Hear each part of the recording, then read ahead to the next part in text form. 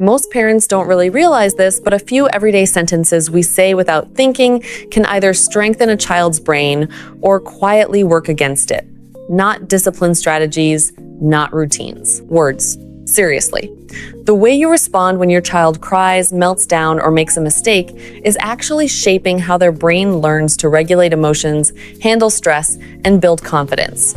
And in this video, you'll learn about 5 everyday phrases many of us say without thinking that are quietly wiring your child's brain. And by 4th point, you'll start realizing how wrong we were about saying all this crap to our children. But don't worry, I'll show you exactly how to rewire those moments with simple, brain-supportive language that builds regulation, confidence, and long-term resilience. Neuroscience even shows that some phrases actually support healthy brain development, while others, even when said with good intentions, can, trigger stress responses that get in the way of learning.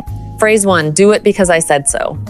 When parents say "because I said so," it often comes from exhaustion or urgency. And while it may stop a behavior in the moment, it doesn't teach a child how to think, choose, or regulate themselves. Instead, the developing brain learns one of 2 patterns: either suppress your needs to avoid conflict or push back harder to regain control. Neither builds healthy boundaries or internal motivation. A child's brain develops best when their emotions are acknowledged and limits are held with calm confidence. Imagine your child wants to run across the street because they're excited to reach the playground. Saying "because I said so" shuts the interaction down but leaves the emotional energy unresolved. A brain-supportive response sounds like, I see how excited you are to get to the playground, and at the same time, it's my job to keep you safe. You can hold my hand while we cross. In this moment, the child's feelings are validated, the boundary is clear, and leadership is maintained without force. The brain learns that emotions are safe to express, guidance can be trusted, and limits exist to protect, not control. Over time, this builds reasoning, emotional regulation, and cooperation from the inside out rather than through fear or pressure. Phrase 2, everything is okay, stop worrying. Telling a child that everything is fine when it clearly doesn't feel fine confuses their internal signals. Over time, this teaches them to distrust their own emotions, which weakens intuition and emotional awareness. When emotions are stopped instead of processed, they don't disappear, they stack. A brain-friendly alternative is acknowledging the experience without rushing it away. Saying, "It sounds like something doesn't feel good right now. I'm listening," helps the nervous system settle and allows emotions to move through instead of getting stuck. Once emotions are processed, the brain regains access to problem solving and creative thinking.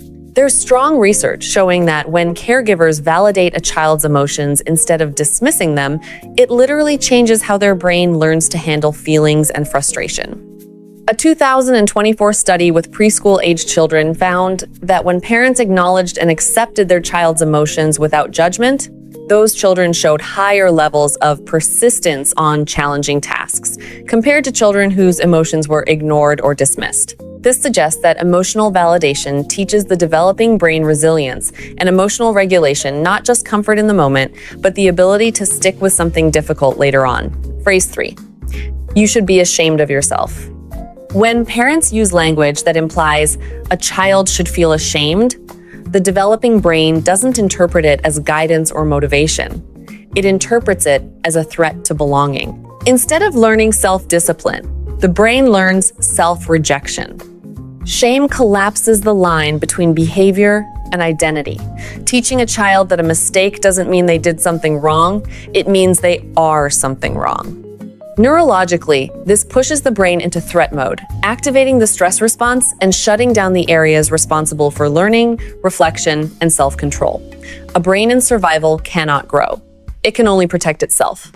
Over time, repeated shame teaches children to either hide their mistakes or escalate their behavior to regain connection, because the brain is wired to protect attachment at all costs. This is why shame often leads to lying, people-pleasing, perfectionism, or explosive outbursts later on. The child isn't being difficult, their nervous system is trying to survive disconnection. A regulating phrase sounds very different. It reassures instead of dismisses, separates identity from behavior, and restores safety before correction. Saying, "You are a good kid having a hard time," and I'm here with you. Sends a powerful neurological message. Your worth is intact, even when things are hard. This keeps the brain out of threat mode and allows learning to stay online. The child can reflect, process, and eventually change behavior because their nervous system feels supported, not attacked. This is the heart of co-regulation. In these moments, a child borrows your calm because their brain is still developing the ability to self-regulate. Your steady presence, tone, and words help their nervous system settle. With repetition, the brain internalizes this pattern. What begins as co-regulation becomes self-regulation. Over time, the child learns, I can have big feelings, make mistakes, and still be safe and loved. That belief becomes the foundation for resilience, emotional control, and healthy self-discipline later in life. Phrase 4, you make me so frustrated. Mom, what's wrong? It's you. It's always you. Me? I'm sorry, Mom. When a child hears that they are the cause of a parent's frustration, their brain absorbs responsibility. It's not developmentally equipped to carry. This can create anxiety, people-pleasing, or emotional shutdown. Modeling healthy emotional ownership sounds different. Saying, What happened with you, Mom? I feel frustrated when this happens. Let's figure it out together. shows a child that emotions belong to the person experiencing them and that conflict can be repaired collaboratively. This builds neural circuits for emotional awareness, communication, and problem solving. Phrase 5.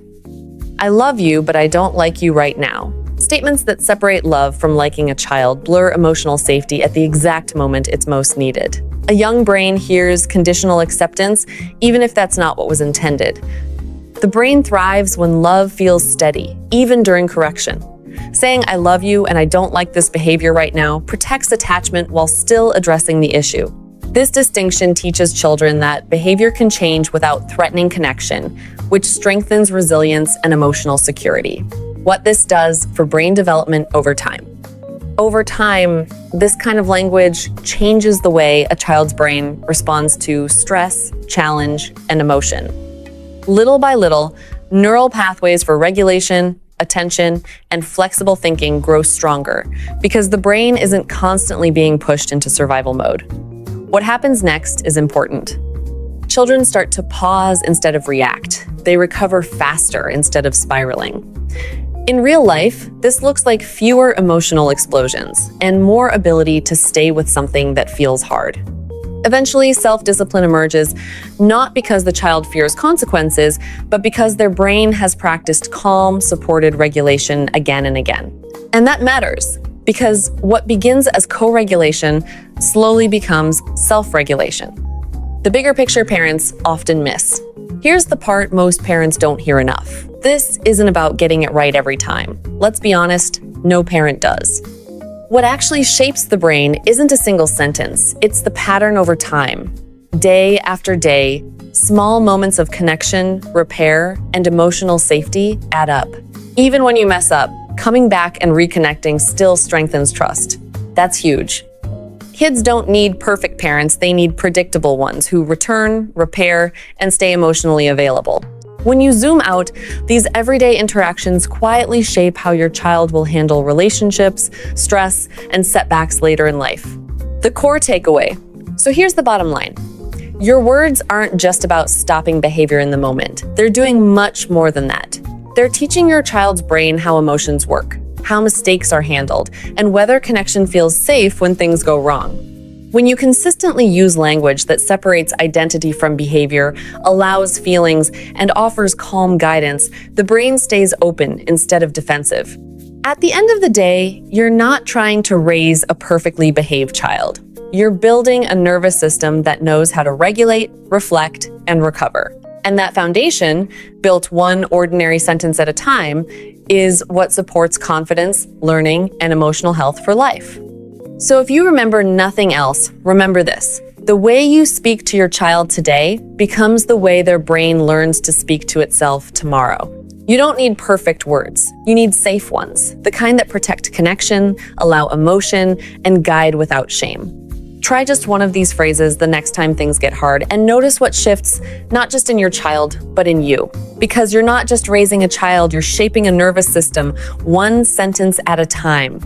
If you found this helpful, make sure to hit subscribe and turn on notifications so you never miss a tip for supporting your child's brain and emotional growth. Share your thoughts or experiences in the comments below. I'd love to hear how these phrases work for you.